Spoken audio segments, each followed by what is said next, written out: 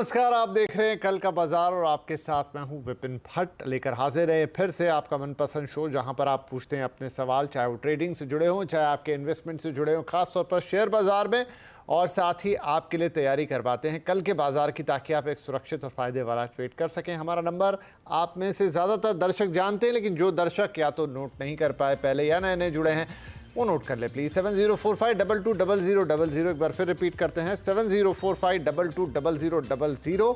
इस पर आप व्हाट्सएप के जरिए हमसे सवाल पूछ सकते हैं। इसके अलावा फेसबुक और एक्स पर भी शो लाइव है, आप वहां पर भी कमेंट बॉक्स में जाकर अपने सवाल हम तक भेज सकते हैं। इसी शो में आपको लाइव सवालों के जवाब देंगे हमारे एक्सपर्ट, आपके सवाल इसी शो पर लेंगे। तो चलिए आज के शो की शुरुआत करते हैं। सबसे पहले आपका परिचय आपके आज के मेहमान से। manasjaiswal.com के टेक्निकल एनालिस्ट मानस जायसवाल हमारे साथ हैं। सर बहुत बहुत नमस्कार और बहुत बहुत स्वागत है आपका कल का बाजार में।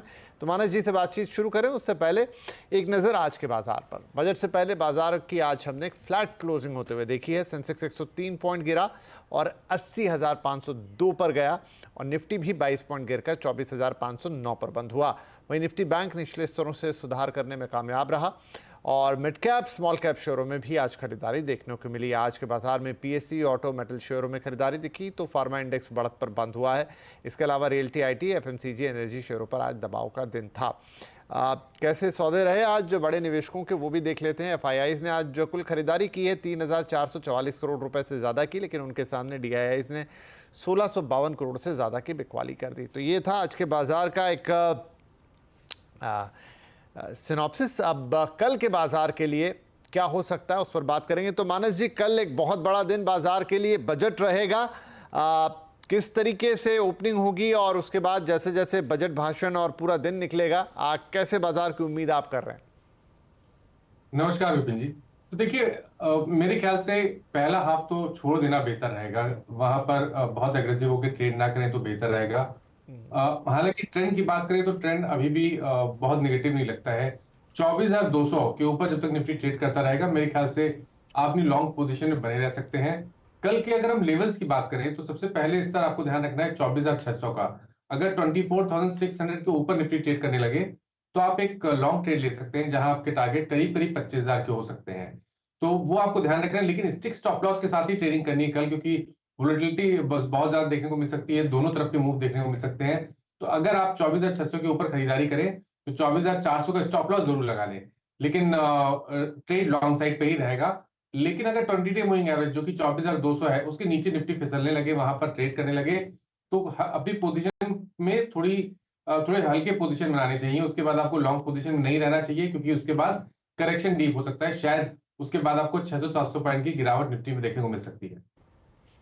ओके, तो निफ्टी के लिए 24,600 एक अहम लेवल होगा मानस जी के मुताबिक, क्योंकि कल बहुत कुछ डिपेंड करेगा बजट भाषण के ऊपर कि किस तरह से मार्केट उसको लेता है और कैसे रिएक्ट करता है। 24,600 के ऊपर गया, मोटे तौर पे उनको लग रहा है कि बुलिश ही रहेगा, तो वहां से आप एक लॉन्ग कॉल लेंगे, और टारगेट्स रहेंगे 25,000 तक के, जिसमें स्टॉप लॉस लगा लेंगे आप 24,400 का। लेकिन 24,200 कि अगर नीचे जाता है तो फिर यहाँ से गिरावट दिख सकती है, वो भी बड़ी, 500 से 600 पॉइंट की गिरावट देख रहे हैं, या इनफैक्ट उससे भी ज़्यादा मानस जी।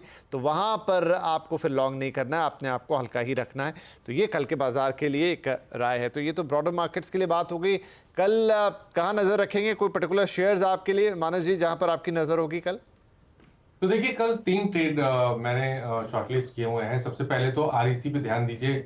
मेरे ख्याल से आरईसी में हमें एक रिकवरी देखने को मिल सकती है। आज जिस तरह लोअर लेवल पे बाइंग इंटरेस्ट आरईसी में देखने को मिला, 20 डे मूविंग एवरेज पे सपोर्ट लेने के बाद, ऐसा लग रहा है कि पिछले हाईज को टेस्ट करने की कोशिश करेगा आरईसी। तो 604 के स्टॉप लॉस से 650 के टारगेट के लिए आरईसी में खरीदारी करेंगे।